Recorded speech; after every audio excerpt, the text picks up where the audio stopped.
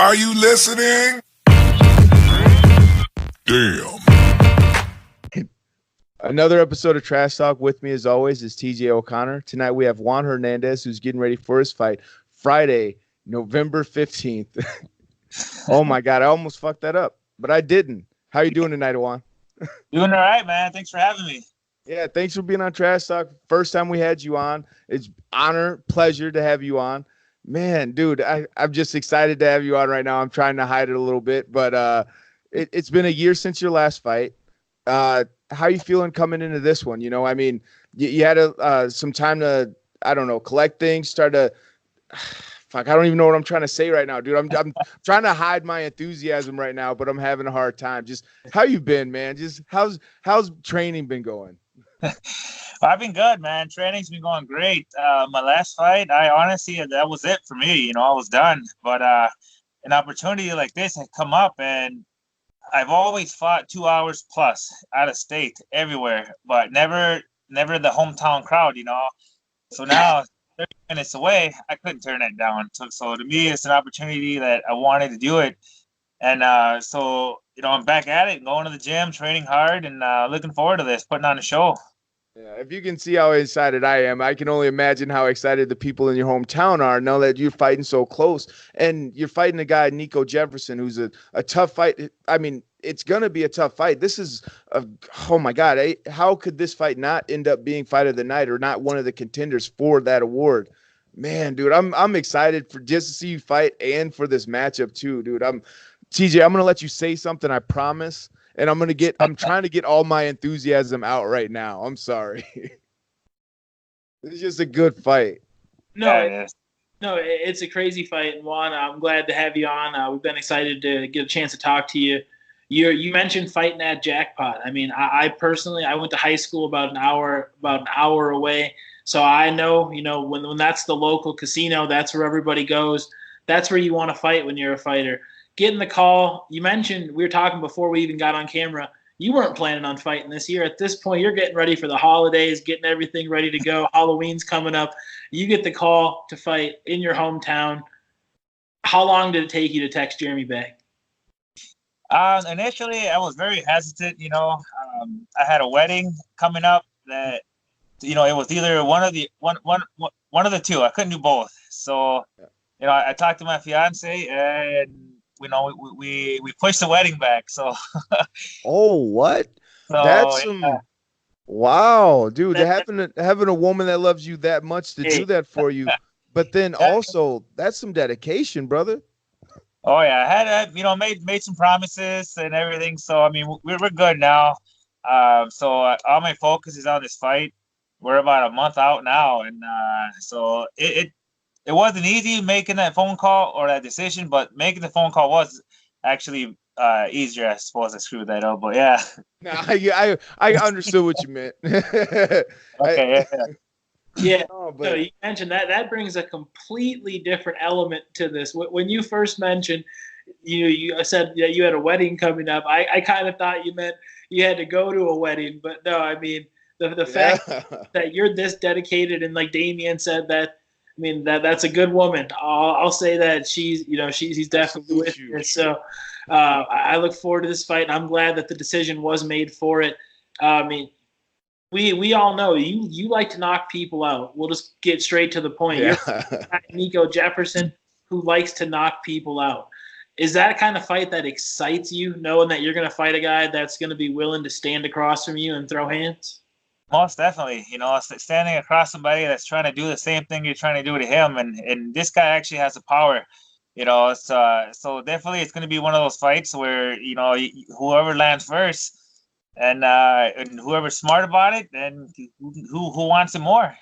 Yeah, I could definitely see the fight playing out that way, or end up being one of those the fights where you both are just waiting for that one shot, and it just comes just out of nowhere, maybe because you both possess that type of power, or end up being just a straight up brawl until the first guy drops. Like, man, this fight is really exciting.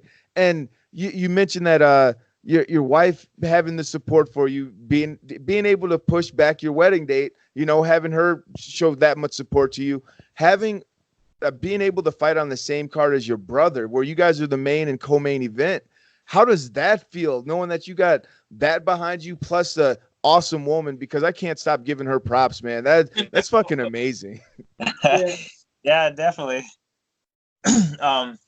Yeah, like I said, it wasn't easy to get her on board, but she is, and she's behind me. She's supporting me. Being on the card, especially with my brother and my whole team, they made a poster about my whole team, and so that's fun, and having all of us in there, and the sparring, the training, everything. It's just been a great time, for all of us. We're all growing as fighters. We're learning something new every day. No, exactly, and that's one of the things that I was going to touch on. I'm glad that you brought that up and that you elaborated on that one. Is your team, Fight Squad MMA, the growth of that gym. I remember, 5 years ago when I first started seeing the shirts popping up, and it was you and your brother, and you guys were fighting everybody. And then all of a sudden, there was more guys. And now, like you said, like it's a legit squad of killers, and you guys have, 5, 6 guys on this card alone. What's the energy like in that room on a daily basis? It's intense, man. Because we're all getting stronger. We're all getting better. So nobody wants to be that guy that doesn't pull 100% into the training, because you lose. You want to pull or you want to get in there better. You don't want to let the other guys. You get those classic things in the gym where, he can't show me up, I got to show him up. So it's that that memory that you want. It's not bad, it's good, and it makes everybody better. Yeah, it's like the sibling rivalry and competition. Yeah. Like me and my brother used to race all the time. He used to dust me every time, but I would still run my fucking ass off trying to beat him every single time, and I can only imagine like that inside the gym. You are training with your brother, and then also the brotherhood that's developed between training partners itself. Like it's hard not to become a brother with the guy that you're training with and trying to beat up on every single day, who's also trying to beat up on you, Yeah. And then, like you said, no one wants to be that straggler left behind, the one that's not keeping up with the pack, Oh, yeah. It's tough, man. It's fun. Bumps and bruises, injuries are happening all the time, because you just got guys who want it, who want to be in there, and the guys that want to improve every day. Oh, yeah, I love it, man. Yeah, no, and it's great for these guys to have people like yourself, like your brother, in the gym who have done it. You've had those lengthy amateur careers. You fought everybody. Think of a name. You guys fought them. And now you've transitioned into the pro ranks. You're 1-0 now. I mean, going on 2-0. I know you mentioned, every time you fight, this is it. But, I mean, if you pull out a win here, I mean, is this going to be the last fight that we get to see Juan Hernandez, or are you going to carry the momentum going forward? Like I said earlier, my last one, I thought it was my last one. But this opportunity for me, I think this might be it. I can only convince my fiance so many times to keep going. And I can only push my body so much, But I can't give you a definitive answer. Right now, I can't. The real fighters never can. No. I don't want to quit, because saying you do now, I'm selling myself short if I do, or if I don't. So I kind of want to just after the fight, we'll see what happens and go from there. Oh man, that's the perfect answer. Like Damian said, that's the fighter's answer. I mean, we might not know what's next, but we know we got 15 minutes in you, and I couldn't be more excited for this fight. This was a fight when it was first announced. I heard rumors about it for a while now. And when it was officially announced, I got excited. It's a scrap. The whole card is crazy. And like I said, being from that area, I know the type of atmosphere that Jackpot's going to have that night. Man, hometown guy. What do you expect to hear when your song hits? I mean, how loud is that room going to be when you're going out there to get that win? Oh, it's going to be loud. We're putting out the word, everywhere. We're selling tickets, or we're putting out more shirts. We want to get our name out there. We're going around talking to people and making sure that everybody's there. So by the time we start showing up, the crowd is going nuts. We want everybody screaming. We want everyone just have a good time, and definitely most of all is put on a show. Oh yeah, the Hernandez brothers always put on a show from what I remember, man. You guys are some monsters, dude. I love both of you guys. Yeah, win or lose, man. We go out there and we give it our all. At the end of the day, it's a fight. So, we got to be smart and it's entertainment. So we got to go out in there and do our thing. Oh man, and that you do. Like I said, that's the perfect way to sell it. I mean, I don't like asking for a game plan, anything like that. We're still 4 weeks out. But what do you have to bring to the cage on November 15 to make sure that Juan Hernandez's hand gets raised and that number 1 goes in the air? Well, I've done it many times where I just go in there and just slug it out. I see what happens. But I've only faced one other striker that I would call legitimate striker, and I had to be smart about that one. So this one I'm gonna be smart about this one too. But I don't want to pull away too much from what I'm good at. Why fix something that's not broken? Oh, but I yeah. just gotta be smart. Oh yeah. So leading up to this fight and getting closer to it, you mentioned a little bit of what you're looking to do and what you expect from your opponent. Is there any teammates or training partners you'd like to give a special shout out to? I mean, I'm going to give a special shout out to your fiance right now. Thank you again for letting him take this fight. You're amazing. Thank you. Now, is there anybody else that you'd like to thank for this fight? Yeah, well, my entire team, Sam Hernandez, he's been coming out, helping us out, giving us pointers, and he's training partner / coach, everything. We're all helping each other out. Colin Ruby, Mario, Alex, Juan Velasquez, who's also debuting. We got Vicente Flores, who's another guy. He's a wrestler. All these guys they're coming in with their own set of skills that helping everybody here. And Steve Moore, he's took over as coach for the most part and training partner. I think he's been the reason why we've gotten way better. Watching him, he's been doing it longer than we have, and he doesn't have the record to prove it, but he's been in there too.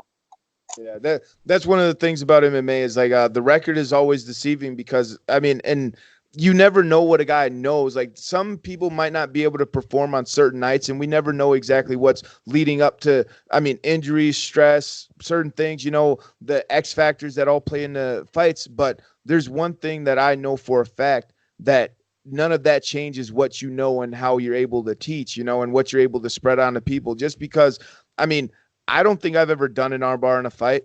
I know I've never done an armbar in a fight. But I can teach a guy how to do an armbar, I know how to do it, but and then with him, it's like, man, I can only imagine what it's like being taken over as head coach, the improvements that you make, because it opens your mind mentally too. Dude, working with guys like that has just got to be amazing, man. Oh yeah, like I said, everybody brings their own little element that helps everybody out in the long run. Oh yeah. Yeah. Sorry, TJ. No, I was going to say that's a bunch of killers you just named. And not only that, it's a list of guys that you can expect to see in upcoming Trash Talk videos. Because every one of those guys, like you said, are in upcoming fights with you. The room is crazy. You mentioned any of your team, any sponsors, anybody outside of the gym who's been there for you that you want to give a shout out to? Well, right now, I have to thank Extreme Fitness. They've been giving us an opportunity, space out there at their gym.